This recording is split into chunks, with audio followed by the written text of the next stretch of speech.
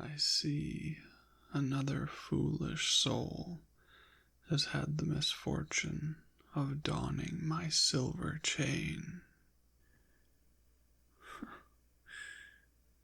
Don't bother looking around like that. You won't find me. I'm already inside your head. You can try to take it off all you like, but you won't succeed. Once someone has put the necklace on, they can only take it off with my permission. Apologies for the late introduction. My name is Mark. I was trapped in this necklace some 100 or so years ago by an old, bull-headed exorcist. But what makes you think I want anything? Fine. I'll stop playing coy. The price of one's freedom can be steep, however. Are you certain you're willing to pay it? No need to get testy. To be honest, I haven't given it much thought. I suppose you're stuck with me until I've come up with something. Don't look so glum. I promise you my company is not so. What is that awful noise? Your phone? What in all 9 hells is a phone? I see. I should have expected humans would invent such a device eventually, given how desperate they can be for one another's attention. However, this seems well beyond their capabilities. What year is it? 2000 and... You're telling me it's been nearly 600 years since someone has worn my necklace? I missed the turn of the century, the turn of the millennium? Of course the shopkeeper did not believe the necklace was that old. The exorcist was very thorough when he entrapped me within these chains. His spell ensured that my prison would never wear away. Insufferable toad. Complain all you want, but you'll never free yourself of your own volition. You could certainly try to find a priest or an exorcist who might be able to part this chain from your neck, but I wouldn't hold my breath. Even all those years ago, their power was already fading. The last 3 people I had the fortune of knowing tried to do the same. It never worked. They could never find someone strong enough to overpower my curse. And when it became clear that they would have to make a deal with me, I was all the less charitable during our negotiations. It's not a threat. It's just a story. Making such a bold statement. I admire your tenacity. Or is that just naive stubbornness? No, please. By all means. Twist, cut, pull. Do whatever you like to try to remove the necklace. This should be entertaining enough.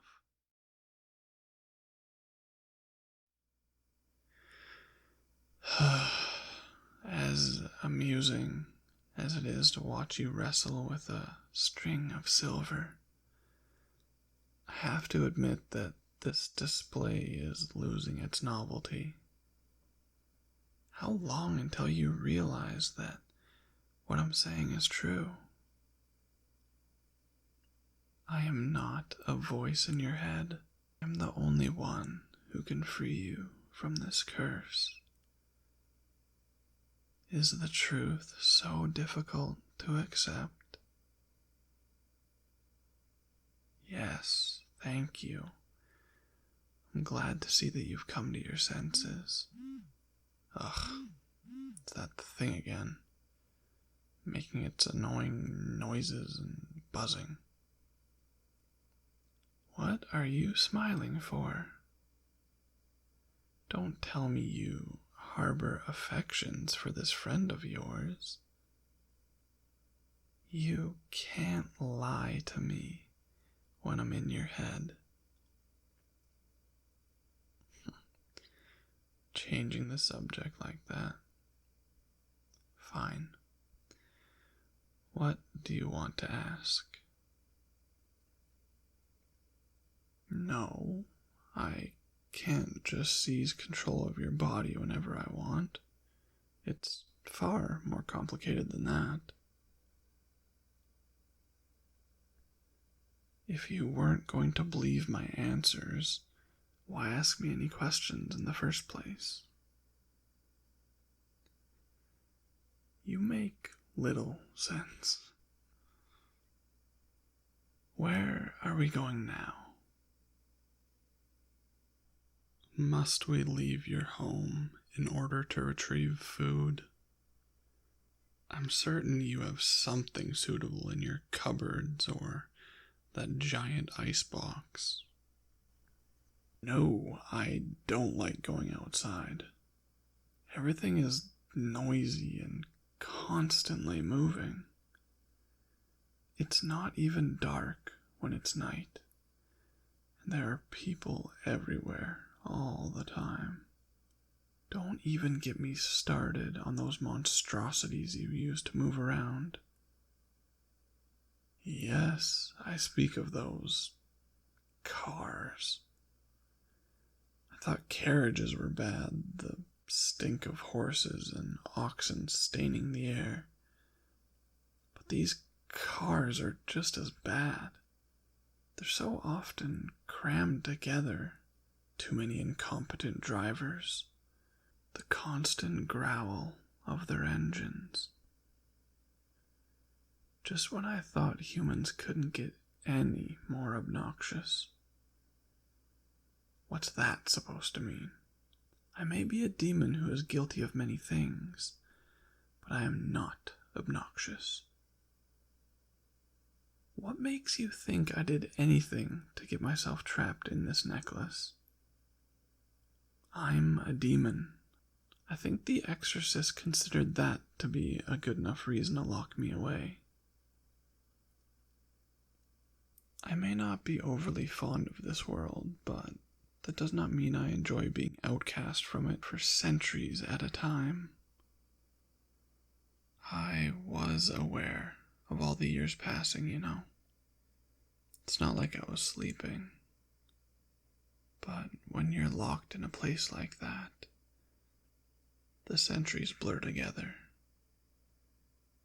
Can't believe 600 years have passed. Thank you. I don't think anyone has ever offered me sympathy before. You truly are unlike any other human I have ever met. Again? Does this friend of yours have nothing better to do than pester us all day? A phone call? Fine. I'll be quiet as a mouse. Yes. Yes, I'm still here. You're not fortunate enough to have lost me in the chaos of your human city. I was just acquainting myself with the corners and crevices of your mind. Please, it's only natural that I would be curious. You telling me not to look is like me telling you not to feel the air on your skin or the weight of your muscles on your bones. If you want to keep your mind private, you should be ready to pay whatever price I eventually name. I'll think of something soon, I'm certain.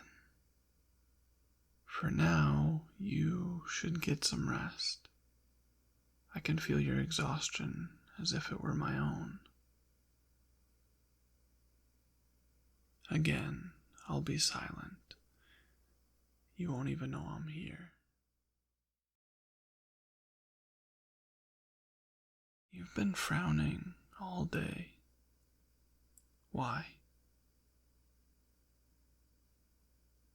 Well, there could be a perfectly logical reason as to why your friend has not messaged you back. Work, school, other general business humans occupy their days with. If you're that worried, why not visit their home or place of work? Ah, I see. They live very far away. Well, that is unfortunate. But surely you must have some other means of communicating with them. You don't. Well, that just seems like poor planning on your part. All right. I apologize.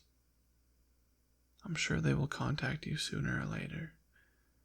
You don't need to worry so much. For now, we should find our own way to occupy our time.